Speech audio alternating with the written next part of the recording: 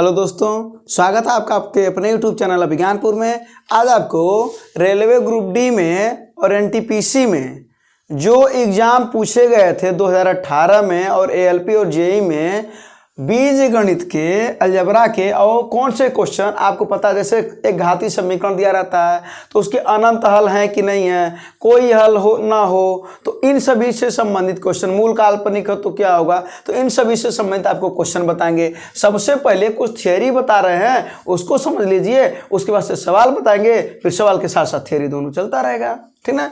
तो आते हैं सबसे पहले कि थियरी क्या है। तो आपको पता होगा कि अगर हम एक घातीय समीकरण की बात करें तो एक घातीय समीकरण का जो मानक रूप होता है वो होता है ax plus by plus c बराबर 0, ठीक ना।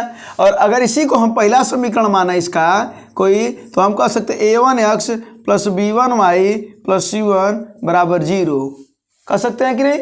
और अगर दूसरा समीकरण माना है तो कह सकते हैं a2x धन b2y धन c2 बराबर 0।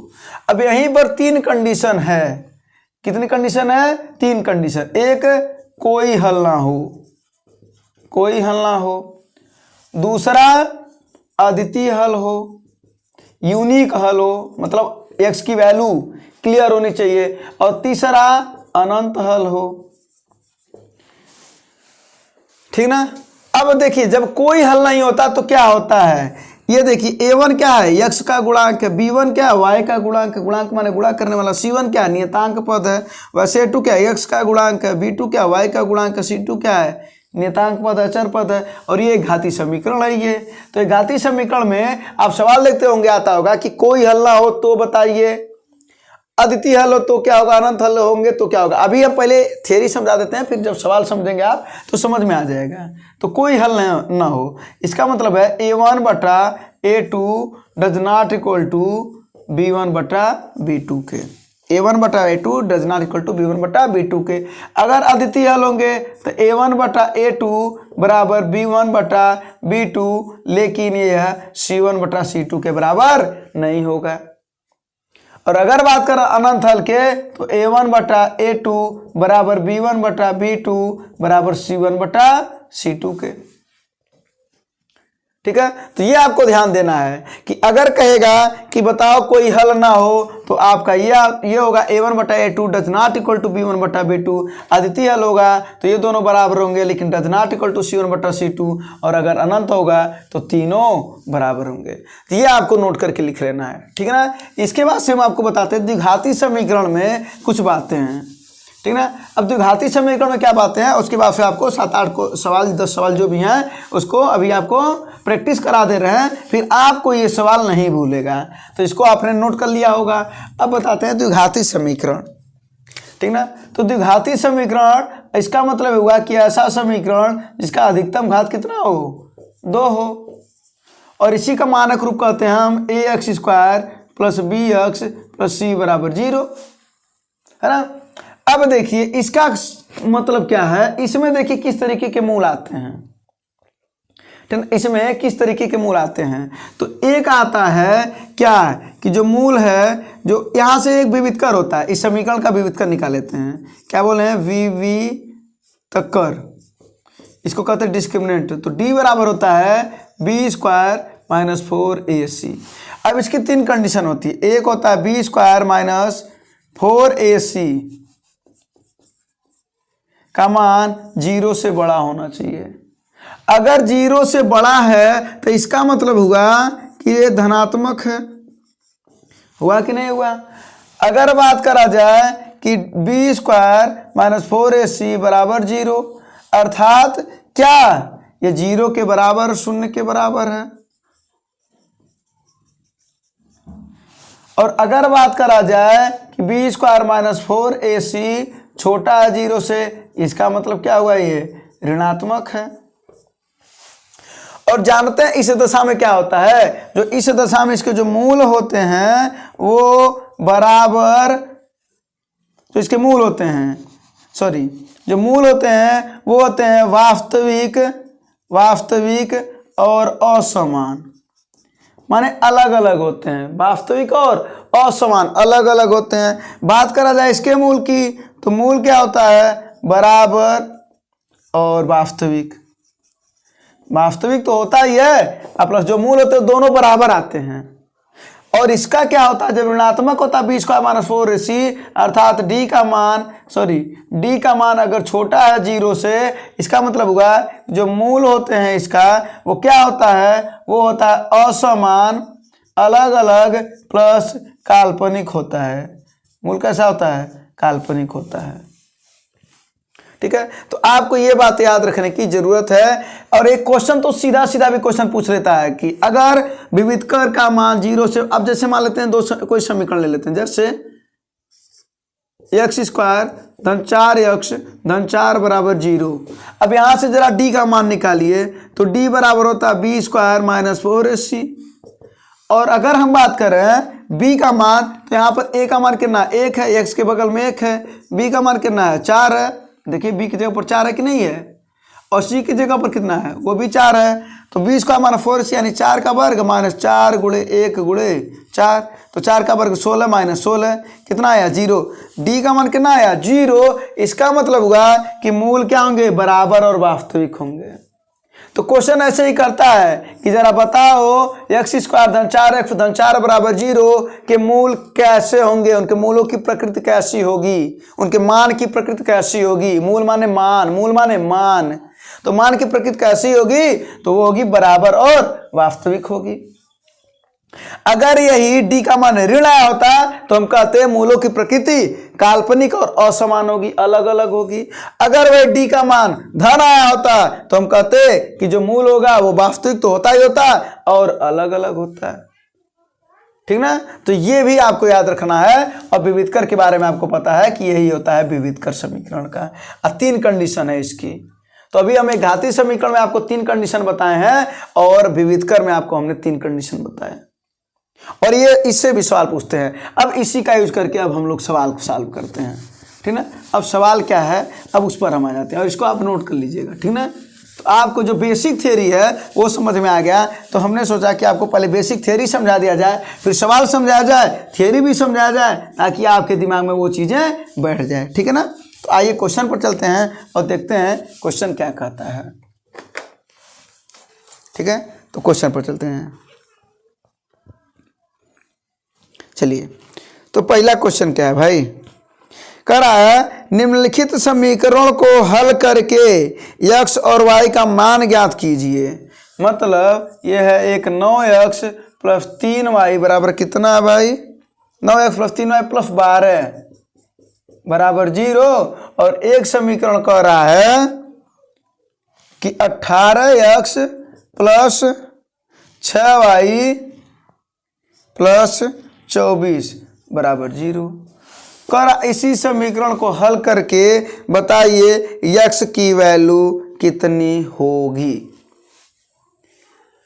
अब देखिए, अभी हमने आपको बताया है कि सबसे पहले आप अगर बात करें a1, तो a1/a2 बराबर b1/b2 बराबर c1/c2 अगर होगा। इसका अच्छा, ये कैसे हम पता करेंगे कि यही लगाएंगे। तो सबसे पहले देखिए a का मान कितना, a1 का मान कितना है, 9 है, b1 का मान है 3 और c1 का मान है 12। तो जरा देखा जाए तो 9/a2, a2 माने 18।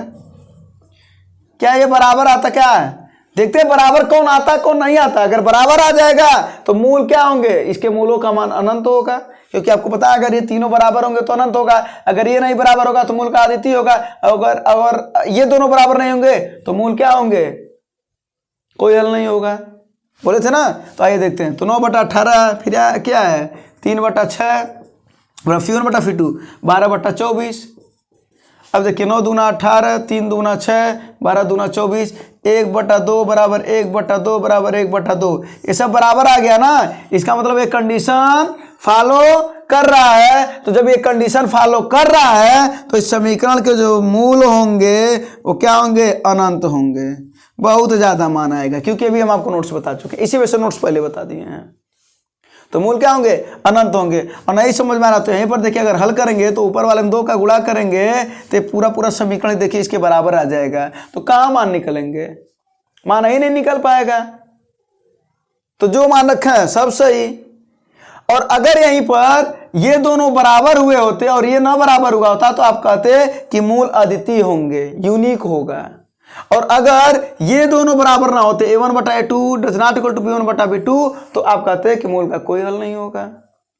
इसी वजह से कंडीशन बता देते। तो इस प्रश्न का उत्तर क्या होगा कि कोई भी हल, कोई अद्वितीय हल नहीं होंगे, इसके अनंत हल हो सकते हैं। Option number D. अब समझ में आया होगा, है ना। इसी वजह से हम आपको थ्योरी पहले बता दिए हैं। चलते हैं अगले क्वेश्चन की तरफ चलते हैं, ठीक है, और देखते हैं अगला क्वेश्चन क्या कहता है। अगला क्वेश्चन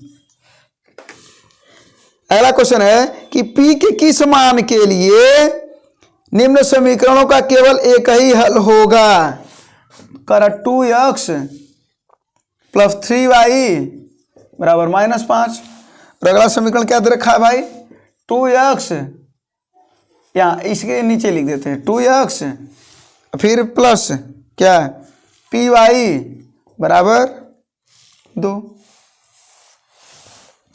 अब यही कह रहा है कि बताइए कि P के किस मान के लिए निम्न समीकरणों का केवल एक हल होगा। P के किस मान के लिए, अब जरा देखिए यहाँ पर, ये बताइए अगर हम इसको घटा दें यहाँ से तो घटा दीजिए, तो ये क्या आ जाएगा, ये तो कट जाएगा, तो ये क्या हो जाएगा 3y - py बराबर, ये माइनस है, ये माइनस है, तो -7 हो जाएगा। हो जाएगा कि नहीं हो जाएगा। अब देखिए सवाल में अब आंसर को भी पढ़ना पड़ता है कभी कभी, क्योंकि आपको पता है कि एलिमिनेशन मेथड से भी कई क्वेश्चन लगते हैं और मैथ में भी। अब देखिए यहाँ पर क्या कर रहा है कि एक जगह कर रहा है कि P का मान 3 नहीं हो सकता है। आपको क्या लग रहा है, हो सकता है क्या। P का मान अगर 3 रख करके देखिए, अगर P का मान हमने 3 रख दिया तो ये देखिए क्या होगा, 3y - 3y बराबर -7, तो ये हो गया 0, तो 0 बराबर -7, 0 बराबर -7। क्या 0 - 7 के बराबर होता है क्या, कभी नहीं होता है। इसका मतलब होगा कि P के कोई भी वैल्यू हो सकती है लेकिन 3 नहीं हो सकता, ठीक है ना। तो ये आपको ध्यान देना पड़ेगा कि P की जो वैल्यू है वो 3 नहीं हो सकती है। क्यों, क्योंकि अभी देखिए यहां पर आया है, ठीक है। तो इस प्रश्न का उत्तर क्या होगा भाई, P का मान 3 के अतिरिक्त कोई भी संख्या हो सकती है। ऑप्शन नंबर सी, ठीक है। चलते हैं अगले क्वेश्चन पर। अब देखते हैं अगला क्वेश्चन क्या कहता है, ठीक है। और ये सब क्वेश्चन आप में आए हैं। ये क्वेश्चन कहाँ आया भाई, ये वाला क्वेश्चन आपका आरपीएफ में पूछा गया था, ठीक है ना। चलिए अगला जो सवाल है आपका वो जरा देखिए, ये बड़ा अच्छा सवाल है। करा 14x + 8y प्लस कितना भाई 5 बराबर 0। और अगला जो सवाल और अगला जो समीकरण है 21x - ky प्लस -7 बराबर 0। चिन्हों का बड़ा ध्यान देना होता है, ठीक ना। तो कह रहा है इसका कोई हल संभव नहीं है, तो k का मान बताओ। अब हम आपको बता दे रहे हैं, अगर कभी कहे कि कोई हल संभव नहीं है, कोई हल नहीं है, कहते कोई समाधान नहीं है, अगर क्या कहे कोई समाधान नहीं है, या कहे कि मूल क्या अद्वितीय हैं, इसका जो मूल है क्या अद्वितीय हल है इसका, ये तीनों में एक ही कंडीशन लगाना है, a1/a2 बराबर b1/b2 does not equal to c1/c2। और ये आपको हम बता चुके हैं। तो ये याद रखना है कि कोई हल नहीं है, कोई समाधान नहीं है, अद्वितीय हल है। इसका मतलब है यही वाला फार्मूला आप लगाएंगे। तो आइए भाई लगा दीजिए। तो a1 का मान कितना है 14, तो देखिए कितना इजी हो गया, 14/21 बराबर b1 का मान कितना 8, तो 8 माइनस के, तो 7 दूना 14, 7 त्रिको 21, 2 चौको 8, इधर हो जाएगा तो माइनस के बराबर क्या हो जाएगा 4, 3 गुणे 4, तो यही हो जाएगा के का मान 4 तिहाई 12 - 12। और के मान पूछ रहा था। तो देखिए सवाल क्या हो गया, अब इस समीकरण को आप वहां पर लिखेंगे थोड़ी ना। अगर आपको ये चीज पता है तो आप सीधा वहां पर करेंगे, कोई भी समीकरण दिया रहेगा तो सीधा सीधा आप उसको मान निकाल लेंगे। अब मान लेते हैं कोई भी समीकरण दिया हो 3x + 4y - 5 बराबर 0, 2x - ky 6 बराबर, अगर कह दे इसी का कह दे कि कोई हल नहीं है, कोई समाधान, अगर ऐसा कोई सवाल पूछे तो अब क्या करोगे भाई, सीधा लिख दोगे 3/2 बराबर 4 माइनस के, सॉल्व कर दोगे इसको तो क्या हो जाएगा 4 दूना 8 और 8/3, के बराबर -8/3 हो जाएगा। तो देखिए आप एक लाइन में कर लोगे ना आप, और ये तो लिखा हुआ मिलेगा इस सवाल में। तो आपको ये याद रखना है, क्या आपको याद रखना है कि कोई हल नहीं है, कोई समाधान नहीं, अद्वितीय हल है, इसका मतलब ये नियम फॉलो कराना है। तो के की वैल्यू मिल गई -12, ऑप्शन नंबर डी सही कर लीजिएगा, ठीक है ना। चलिए अगले क्वेश्चन पर चलते हैं। तो ये इसी में हम आपको शुरुआत में क्या बता दिए, क्या बता दिए, नोट, ताकि आप चीज़ों को समझ पाएं, और अगर वहाँ पर नहीं समझ पाएं तो सवाल से समझ जाए, है ना। चलिए और ये सब क्वेश्चन आपके यहाँ आते हैं।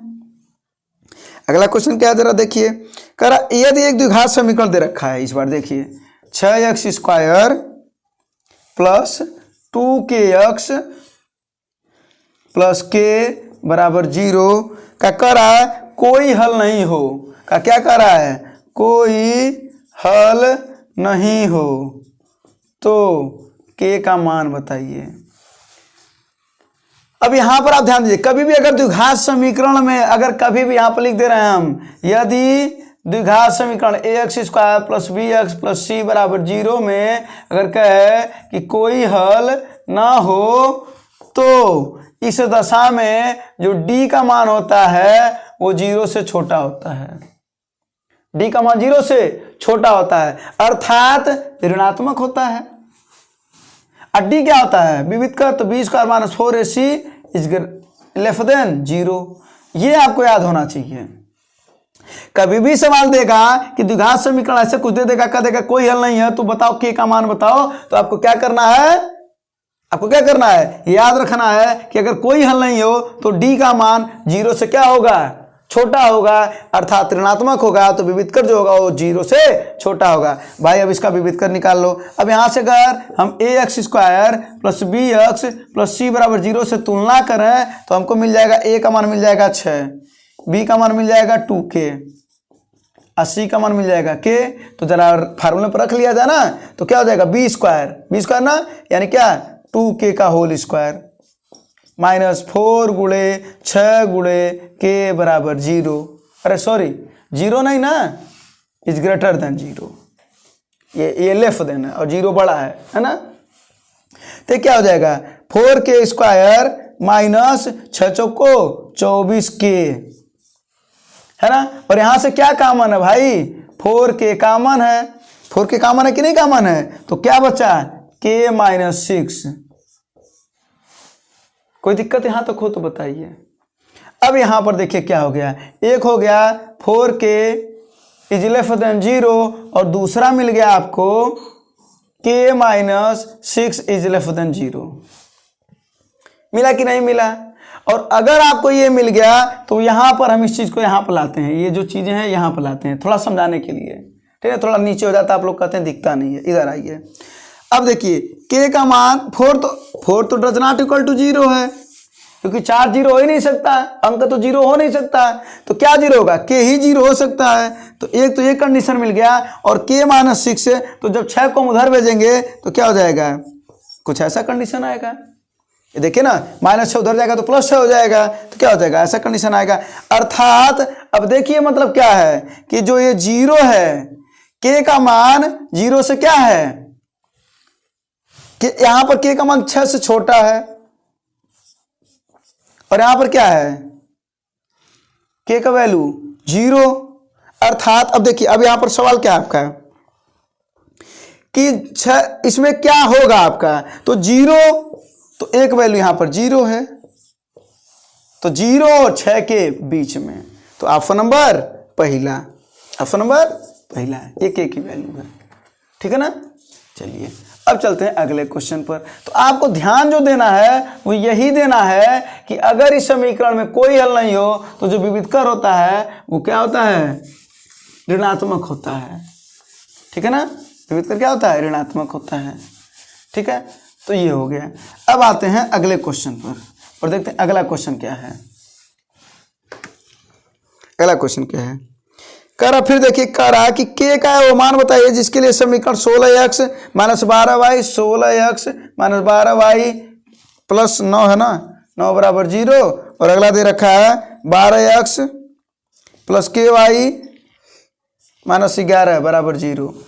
अब इसमें क्या कर रहा है, का कोई हल नहीं है तो k का मान बताओ। ज़रा बताओ भाई, कोई हल नहीं है तो के का मान बताना है। अभी हम बोले थे कि कोई हल नहीं हो, अद्वितीय हल हो, कोई समाधान नहीं हो, तो आपका ये थोड़ी ना कहेंगे कि कोई समाधान ही नहीं है, बिल्कुल है, एक तो समाधान है ना। तो यहाँ पर क्या कर देंगे, 16/12 बराबर -12/के है ना। अरे भाई -12/के, यही तो b1/b2, तो 4/3 12, 4 चौको 16, 4/3 12, 3 उधर जाएगा, के इधर जाएगा, तो के बराबर क्या हो जाएगा -9। तो के की वैल्यू क्या आएगी भाई -9, ऑप्शन नंबर सी। देखिए अब अगर आप थ्योरी समझ गए होंगे तो ये सब सवाल आपके लिए एकदम इजी हो गया है कि नहीं। अब चलते हैं अगले सवाल की तरफ और अगले सवाल में देखते हैं कि वो क्या कहता है। ठीक है, आते हैं अगला फल क्या है। कह रहा है फिर उसी जैसा सवाल है, कह रहा है कि कोई समाधान नहीं है। तो इसका उत्तर आप लोग बताएंगे कमेंट बॉक्स में। हम लिख दे रहे 20x + 5y + 11 बराबर 0, और अगला दे रहे हैं 50x - ky -9 बराबर 0 का कह रहा है कोई समाधान नहीं है। तो के का मान आप सभी को बताना है। इसका कमेंट बॉक्स में आप इसका उत्तर दीजिए, ठीक है ना। इसका उत्तर हम नहीं देंगे, आप इसका उत्तर बताएगा कि के का मान क्या होगा, क्योंकि ऐसा सवाल तो अभी बता दिए, 2 बता दिए ना, ठीक ना। आज जब कोई समाधान नहीं है तो वही a1 बटा क्या निकालेंगे, a1/a2 बराबर b1/b2 does not equal to c1/c2 के, ये तो बताया ना। तो इसका उत्तर आप बताएंगे, ठीक है। चलते हैं अगले क्वेश्चन पर और देखते हैं अगला क्वेश्चन क्या है। ठीक है, अगला क्वेश्चन है,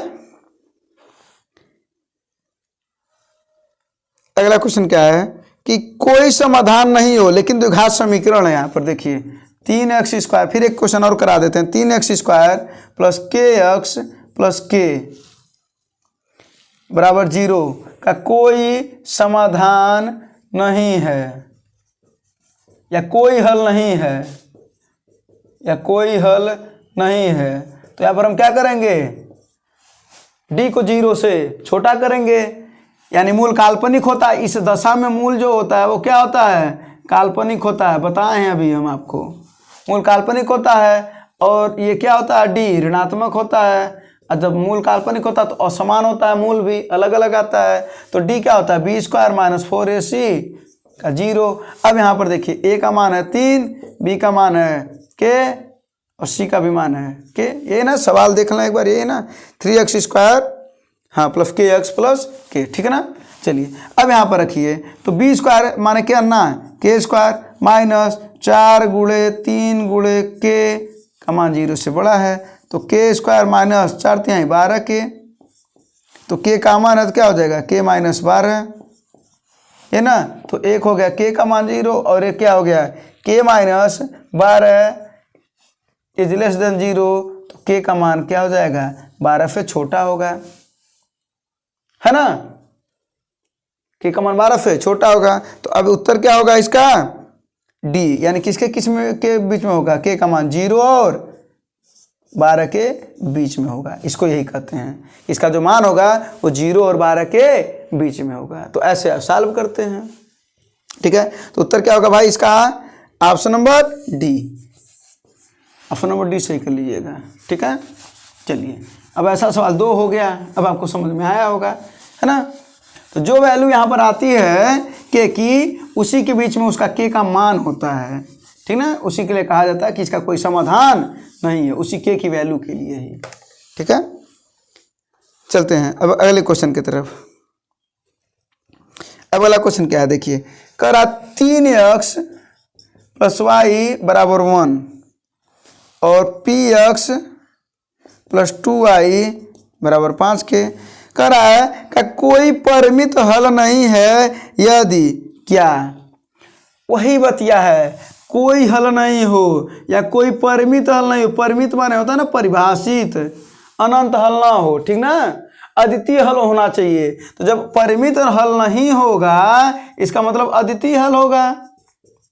तो जब अद्वितीय हल होगा तो वही बतिया ना, a1/a2 बराबर b1/b2 does not equal to c1/c2 के। तो यहाँ पर कर लीजिए क्या हो जाएगा, ये p है ना, हाँ। तो क्या हो जाएगा 3/p बराबर, यहाँ पर एक वैल्यू है ना ये, तो 1/2, तो क्या हो जाएगा 3 दूना 6, तो p का मान 6। तो p की वैल्यू किसके लिए परिमित हल नहीं होगा, p की वैल्यू जब 6 रहेगी, तो आप ऑप्शन होगा आपका 6b, भी सही कर लीजिएगा, ठीक ना। तो देखिए थियरी आपको समझ में आया तो सवाल भी आपको समझ में आ रहे होंगे, थियरी नहीं समझ में आया तो सवाल भी नहीं समझ में आया, और सब एक क्वेश्चन आए हैं। और ये कब का आया भाई, ये भी एलपी का क्वेश्चन है, ठीक है ना, जो आपके लोको पायलट का क्वेश्चन हुआ था उसका क्वेश्चन है। अगला करा कि x प्लस 2y बराबर क्या, -8 बराबर 0, और 2x प्लस 4y और बराबर 16 है, तो इधर कर देंगे तो -16 हो जाएगा बराबर 0, ठीक ना। अब कह रहा है कि जरा बताओ इसके जोड़ों के हलों की जो संख्या होगी वो कितनी होगी। अब जरा बताओ भाई, यहाँ पर हम सबसे पहले a1/a2 और b1/b2 और c1/c2 निकाल लिया जाए, ऐसी करते हैं। चल a1/a2 b1/b2 c1/c2 निकालो पहले, तो क्या हो जाएगा ये 1/2, यहाँ पर क्या हो जाएगा 2/4, यहाँ पर क्या हो जाएगा -8 -16, ये ना होगा। तो ये कितना हो जाएगा, ये 2 और माइनस से माइनस कट 8 दूना 16, तो क्या है ये भी 1/2 है, ये भी 1/2 है, ये भी 1/2 है, सब एक दूसरे के बराबर है कि नहीं। तो इसका मतलब यहाँ पर ये तीनों बराबर है कि नहीं। जब तीनों बराबर हैं तो इसके कितने हल होंगे, अनंत हल होंगे।